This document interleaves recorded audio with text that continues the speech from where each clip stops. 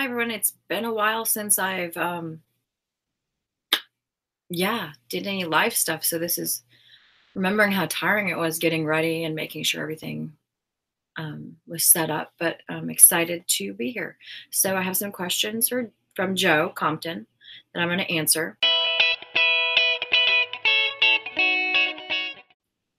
For me, that would be the indie community and meeting other authors, musicians, artists going through the same thing that I am, trying to get their work out there for people to see, and also just navigating the very complicated and ever changing world of being an indie artist. Unlike traditionally published or even the kind of semi um, traditionally published, we don't have, a big corporation behind us to go to with our questions. We have to kind of depend on trusting people around us that we know are knowledgeable, that have led us the right way. And then sometimes you find out maybe you shouldn't have, but that's a whole other conversation. Well, I have two series going on, really two collections by the nature of it. My first collection, which was my first book, is the Protectors of the Elemental Magic series, is where Mara Stone finds out that she has been blessed with elemental magic, and so has her family. And along the storyline, we find out that is bigger than one family or one group of girls that were first given the gift. There is gods and goddesses and their complicated storylines. So for that series, I think the most important thing that I hope people gather from it is that dark and light are not always as clear as one thinks. The bad guy is not always clearly a bad guy. Or if they are, how did they get there? My perception is not everyone that's bad is truly bad. And I don't want to go the whole misunderstood, but I feel like there's more to a person than just being bad and good. There's the in-betweens. And they're human. Or even the gods they have human characteristics. So my thing is the dark and light are not always as clear as they seem. And then the second part of that is my Broken Girl collection.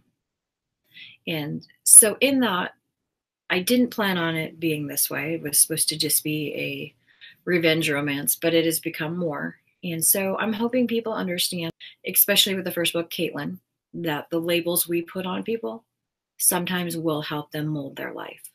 So calling someone the town tramp over and over may end up helping that person eventually self-prophesize into being just that. If you look back into your own life and what people tell you, you may see that, yes, I did fit into that role. And would I have been that way if I hadn't heard it?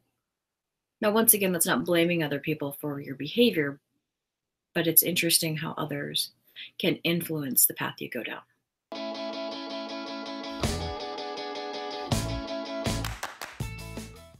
Being in the right place at the right time obviously is great, or getting your book into that one person's hands would be luck.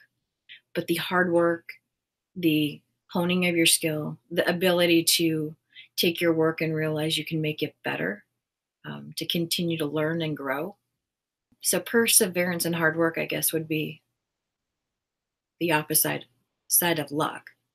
Now, I do truly believe luck has something to do with where people are. And I don't know if it's the way the world is aligned at the moment, the place you're at in your life at that moment, but sometimes it just seems like things all do fall into place. But I guess the hard work and determination and self-belief are the things that will get you there.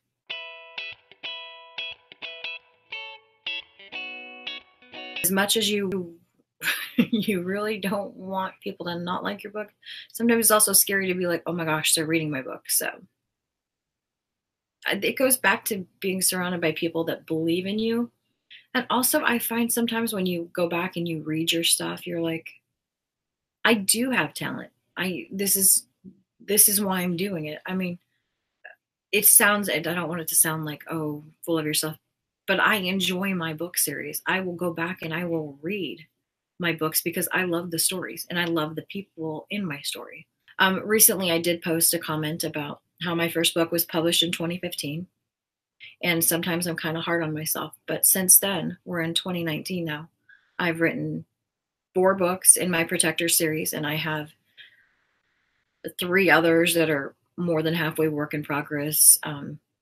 Will be out in the next couple years. Hopefully, Meg's Winter will be out this year. And then I have this other collection. I started 2 books that came out fairly quickly. The muses were speaking to me. So I feel like 6 books in 4 years, not bad. And I think we need to not be so hard on ourselves. There's not a competition.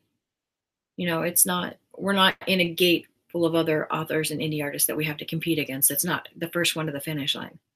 Sometimes my first book took me 3 years to write. Life gets in the way.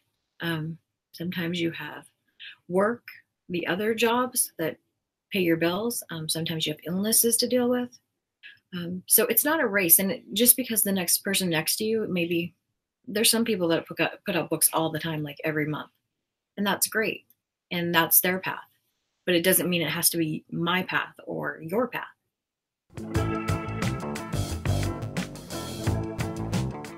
Well, I actually have 2 sides of that. So my first idea is Judi Dench. I'm a huge fan of hers. I wrote her a letter telling her how important she was in my life at a certain time. And this is when she was very busy, multiple movies, and I received not just 1, but 3 autographed pictures back for my niece and nephew. When I first published the book, another friend of mine reached out to her and said, could you send her a congratulations back? And so I got another picture.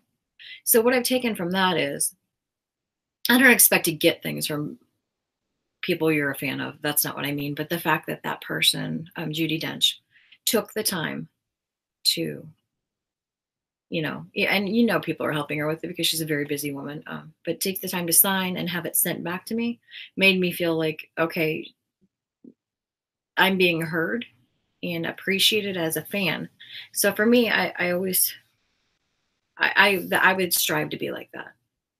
If I got a message from someone, I always respond, and I'm always very gracious. I don't expect people to. I don't feel any more special than anyone else.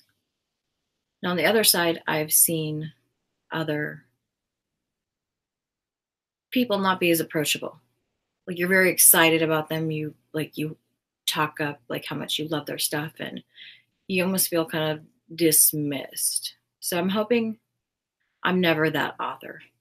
And I know it's scary having people reach out to you because you never know what their intentions are. But so I'm always going to take a playbook from Judi Dench on how to appreciate every day of any success I have and the people that appreciate my work. Obviously, the easiest way to reach out to me is facebook.com/Marnie Cate.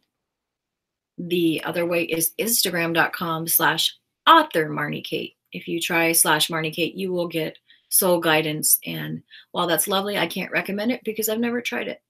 And number 3, MarnieCate.com is my link that will get you back to my publisher that is always up to date with what I have going on. So thank you again for taking the time to watch my little babblings, and I hope that you enjoyed your coffee break.